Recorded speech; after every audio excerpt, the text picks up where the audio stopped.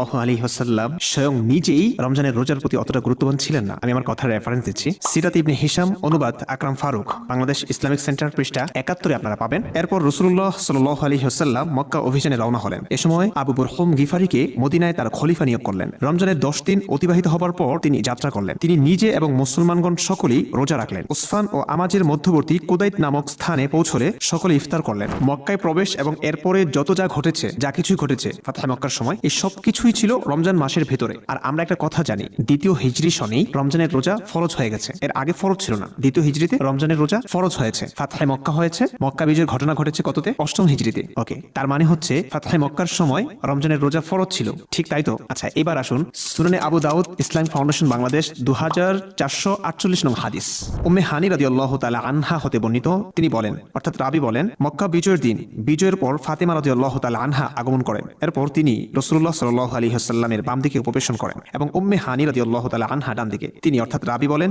এ সময় জনৈক দাসী একটি পাত্রে কিছু পানীয় দ্রব্য এনে পেশ করলে তিনি তা পান করেন। এরপর তিনি এর অবশিষ্টাংশ উম্মে হানিকে পান করতে দেন। তিনি তা পান করে বলেন, ইয়া রাসূলুল্লাহ, আমি তো ইফতার করলাম, কিন্তু আমি যে রোজা ছিলাম। তিনি তাকে জিজ্ঞাসা করেন, তুমি কি কোনো কাজা রোজা আদায় করছিলে? তিনি বলেন, না। তিনি বলেন, যদি তা নফল রোজা হয় তবে এতে তোমার কোনো ক্ষতি হবে না। হাদিসটা তো পড়ে শোনালাম, বলুন তো এখানে কোনো প্রশ্ন যাচ্ছে কিনা? হ্যাঁ, প্রশ্ন হচ্ছে ফাতহে মক্কার সময় 8ম হিজরির ঘটনা, তখন তো রমজান মাস চলছে। পুরো রমজান মাসেই ফাতহে মক্কার ঘটনাগুলি ঘটেছে।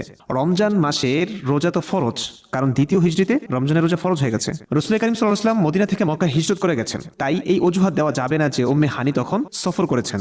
এখন বলুন, আল্লাহ রাসূল সাল্লাল্লাহু আলাইহি ওয়াসাল্লামের ডান পাশে কে ছিল? উম্মে হানি, বাম পাশে ফাতেমা রাদিয়াল্লাহু তাআলা আনহা। পাত্রে পানীয় আনলেন, আল্লাহ রাসূল নিজে খেলেন, সেখান থেকে উম্মে হানিকে খাওয়ালেন। রমজান মাস চলছে, দিনের ঘটনা। আল্লাহ রাসূলের জন্য রোজা ভাঙার ব্যাপারটি মানা যায়, কারণ মদিনা থেকে তিনি মক্কাতে এসেছেন। তিনি তো মদিনা ছিলেন, তিনি সফর করেছেন। সফরকারীর জন্য ইসলামিক দৃষ্টিকোণ থেকে রোজা ভাঙার অবকাশ আছে, কিন্তু উম্মে হানি তো সফর করেননি। তার জন্য রমজানের রোজা ভাঙার ব্যাপারটি আপনি কিভাবে দেখবেন? আল্লাহ রাসূল স্বয়ং তাকে পানীয় দিলেন, তিনি পান করলেন। এরপর দেখুন কি বলা আছে, তিনি তা পান করে বলেন, ইয়া রাসূলুল্লাহ, আমি তো পানীয় পান করেছি, কিন্তু আমি তো রোজা ছিলাম। আল্লাহ রাসূল বললেন, তুমি কি কোনো কাজা আদায় করছিলে? কাজা রোজা? আরে রমজান মাসে কিসের কাজা? আবার রমজান মাসে তো ফরজ রোজা, রমজান মাসে রোজা রাখতে হবে। রমজান মাসে আবার কাজা রোজা কিভাবে? ইসলামিক দৃষ্টিকোণ থেকে এটা কোনো কথাই না। এরপরে উম্মে হানি বলেন যে না, আল্লাহ রাসূল বলেন যদি তার নফল রোজা হয় তাহলে কোনো ক্ষতি হবে না। আরে আশ্চর্য ব্যাপার, রমজান মাসে নফল রোজা কেন হবে? রমজান মাসের রোজা তো ফরজ হয়ে গেছে, রমজান মাসে কিসের নফল রোজা রাখবে? মানে হচ্ছে আল্লাহ রাসূলের কাছে রমজানের রোজা অতটা গুরুত্বপূর্ণ নয়। এখানে আরো একটি ব্যাপার হচ্ছে, নাস্তিকরা যে কথাগুলো বলে এগুলো আসলে যৌক্তিক, বুঝতে পারছেন? যেমন আমি আপনাকে আরেকটা হাদিস যদি শোনাই, সুনানে তিরমিজি ইসলামিক ফাউন্ডেশন বাংলাদেশ 474 নং হাদিস,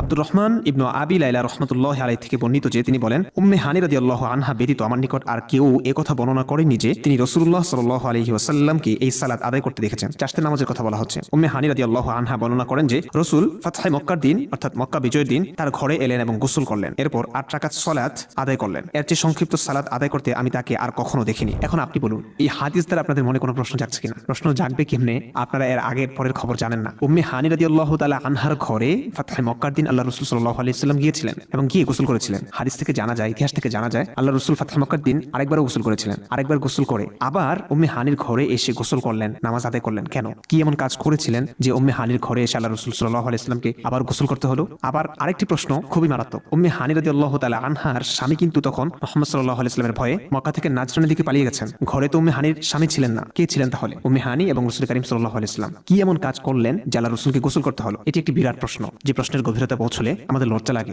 আমরা গবেষণা বন্ধ করে দিই, আমরা পাতা উল্টাতে চাই না, ইতিহাসে পাতা আমরা আর ঘাটাঘাটি করতে চাই না। অনেক কিছু আমাদের কাছে স্পষ্ট হয়ে ওঠে, যে কথাগুলো, যে স্পষ্ট ব্যাপারগুলো আমরা মানুষের কাছে বলতে পারি না। এতটাই অসহায় আমরা, কিন্তু কথা তো বলতেই হবে। এগুলো তো ইসলামেরই কথা, এগুলো তো বানিয়ে বানিয়ে বলা হচ্ছে না। কোনো নাস্তিক তো বানিয়ে বানিয়ে কথা বলে না। ইসলামের সমালোচক যারা, তারা বানিয়ে বানিয়ে কথা বলে না। ইসলামের সহিহ সোর্স থেকে তারা কথা বলে, শুধুমাত্র যুক্তিগুলো তারা নিজ থেকে দেখায়। হ্যাঁ, যৌক্তিক দাবি প্রশ্ন করতেই পারে তারা।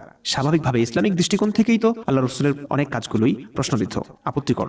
ইসলামিক দৃষ্টিকোণ থেকেই তিনি তো বলেছেন প্রাপ্তবয়স্ক নারীর কাছে কোনো পুরুষ যেন রাত্রি যাপন না করে। সহিহ মুসলিমের হাদিসটি, সেই তিনি উম্মে হানি, যিনি তার জন্য নন মাহরাম ছিলেন, প্রাপ্তবয়স্ক অবশ্যই কিভাবে রাত্রি যাপন করলেন, কিভাবে তার ঘরে ছিলেন, তার স্বামী নাই এবং গোসল করতে হলো। ব্যাপারগুলো আসলেই সন্দেহ উদ্বেগকারী, আমাদের মনে সংশয় জাগায়, আমাদের মনে নানান রকমের প্রশ্ন